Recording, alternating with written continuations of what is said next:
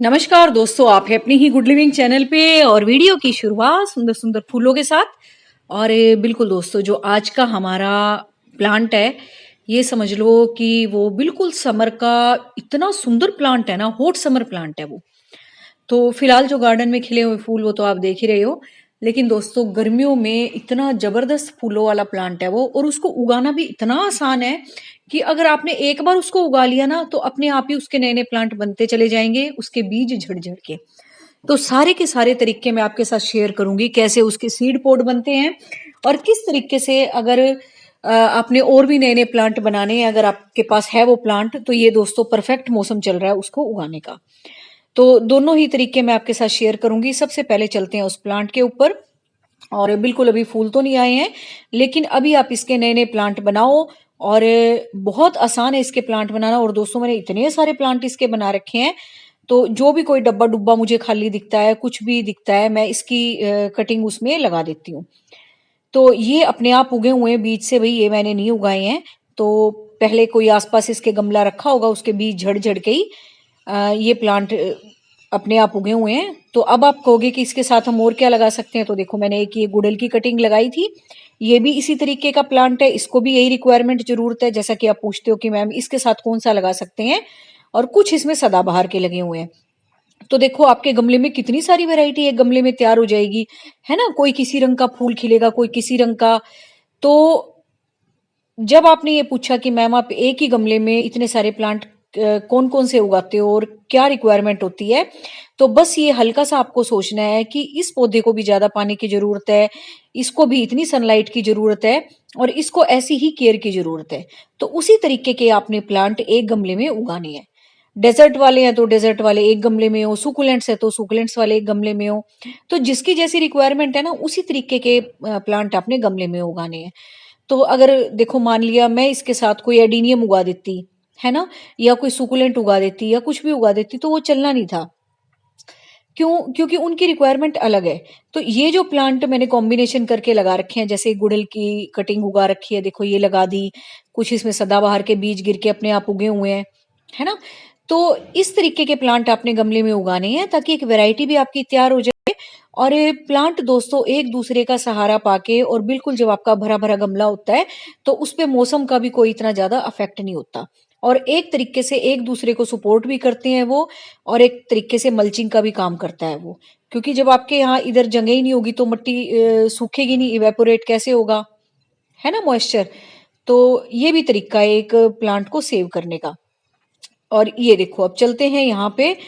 तो यहाँ मैं दिखाऊंगी आपको कि आप इसके प्लांट और कैसे बनाते हो, ये अपने आप ही कैसे उगते हैं। तो भाई मैंने नहीं उगा रखे हैं ये, यहाँ पे भी कोई प्लांट लगा होगा, इस गमले के आसपास कोई प्लांट होगा। तो इसी तरीके से सीड पोड जब ब्राउन हो जाते हैं, उसमें इसके बीज होते हैं। और झड़ झड़ के देखो इस गमले में कितने सारे प्लांट उग रहे हैं। और इसी तरीके से देखो इसमें क्या क्या लगा हुआ है, सदाबहार लगा हुआ है इसमें भी। और ये मैक्सिकन पेटूनिया तो आप देख ही रहे हो, जो अपने आप बीज से उगा हुआ है। और इसमें मैंने दो चार कटिंग भी लगा रखी है गुड़हल की। और इसमें दोस्तों ऑलरेडी बहुत बड़ा प्लांट था सुंदर रूपा का, जिसकी कि मैंने कटाई छटाई कर दी है। और अब इसमें नए नए पत्ते आने लगे हैं, ये देखो, ये देखो सारे नए पत्ते हैं इसके ये, है ना। कितना बड़ा प्लांट है, ये तो चला गया ऊपर, है ना। नीचे की जगह खाली है, और नीचे अब अपने वो वाले प्लांट तैयार हो जाएंगे। इसका मतलब वो मल्चिंग का भी काम करेंगे, और आपका गमला इतना सुंदर लगेगा, भरा भरा सा, कि बिल्कुल भी खाली खाली सा नहीं लगेगा। एक ही गमले में आपने इतनी सारी वैरायटी तैयार कर ली, और सबकी रिक्वायरमेंट भी एक है। वही रिक्वायरमेंट इस सुंदर रूपा की है, वही रिक्वायरमेंट मैक्सिकन पेटूनिया की है, और वही रिक्वायरमेंट सदाबहार वगैरह की है। और इसमें मैंने दो चार गुड़हल की और येलो बेल्स वाले की भी कटिंग लगा रखी है। अगर वो चल जाती है तो देखो कितनी सारी वैरायटी तैयार हो जाएंगी, है ना। तो अब सीड पोड आपने देख लिया, सीड पोड से कैसे उगाते हैं, अपने आप झड़ जाते हैं सीड पोड बन बन के, और प्लांट उगते हैं। अब आते हैं इसकी हाइब्रिड वैरायटी पे। वो थी दोस्तों उसकी देसी वैरायटी, ये है इसकी हाइब्रिड वैरायटी। तो इसका जो साइज है ना, वो थोड़ा छोटा रहता है। आपने साइज देखा ना, उनका बड़ा बड़ा था। और इसका साइज क्या रहता है, गमले के आसपास ही रहता है, थोड़ा सा ऊंचा उठेगा बस गमले से। और ये देखो इसके साथ मैंने क्या उगा रखा है, ये एक बेल उगा रखी है, बेल तो जाएगी ऊपर, है ना। और इसमें 4 o'clock का लगा हुआ है, ये भी थोड़ा सा ऊपर जाएगा। और नीचे नीचे अपना ये मल्चिंग का भी काम करेगा, और इसमें इतने प्यारे फूल खिलेंगे। और जिसने फूल देखने हो इसके, भाई पुरानी वाली मेरी वीडियो देख लेना, मैंने इतने सारे फूल दिखा रखे हैं इसके। तो इसमें अब ये पता नहीं व्हाइट खिलेंगे, पर्पल खिलेंगे, या पिंक वाले खिलेंगे। तो पता लग गया अब आपको कैसे कैसे आपने प्लांट लगाने हैं। तो मैं जान के बता रही हूँ कि एक प्लांट के बारे में इंफॉर्मेशन दी जाती है दोस्तों, लेकिन उसके साथ साथ मैं ये इसलिए बता रही हूँ ताकि जो आप बार बार पूछते हो कि हम इस प्लांट के साथ कौन सा प्लांट और लगा सकते हैं।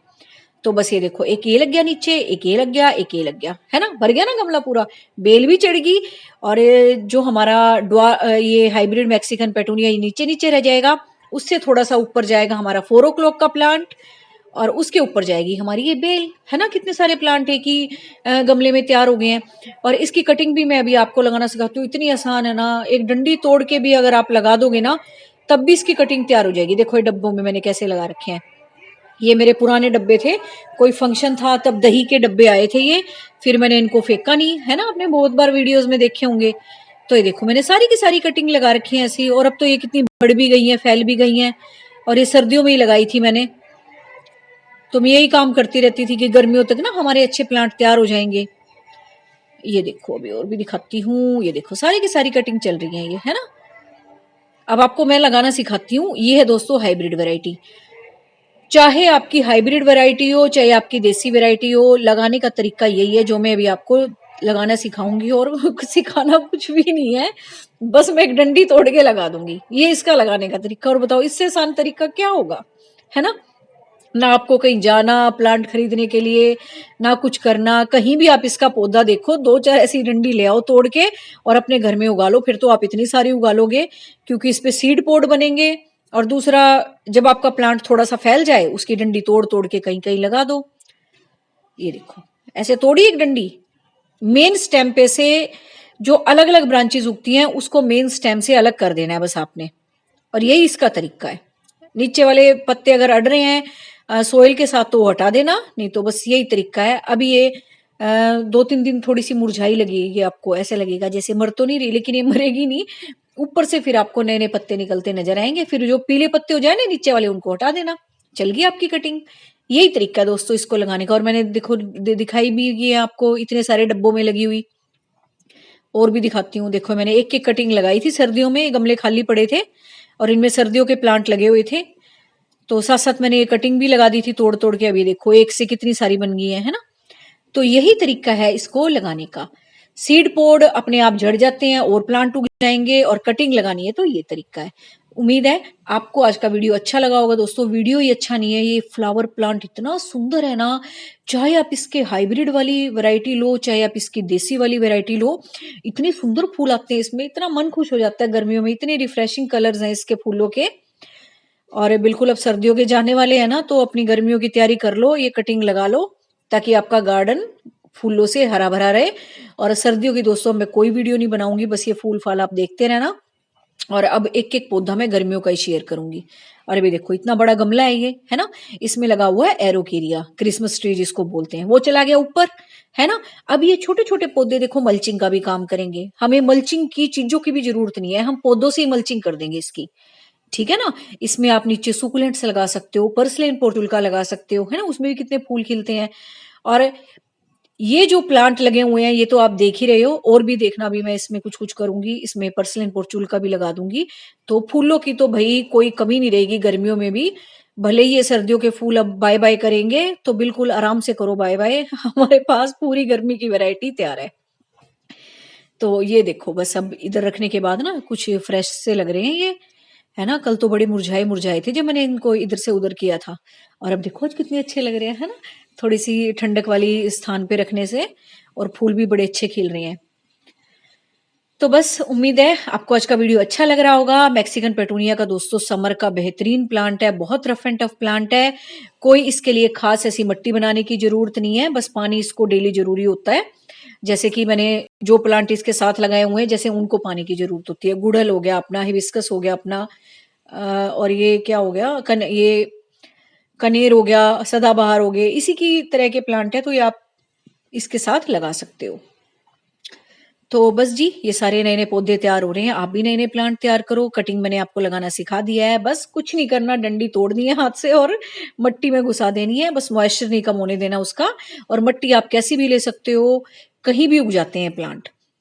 तो अच्छी खासी आपने पहले मट्टी बना लेनी है, और फिर उसमें प्लांट लगाना है। सनलाइट की इसको प्रॉपर ज़रूरत होती है। तो बस करते हैं वीडियो को ख़त्म।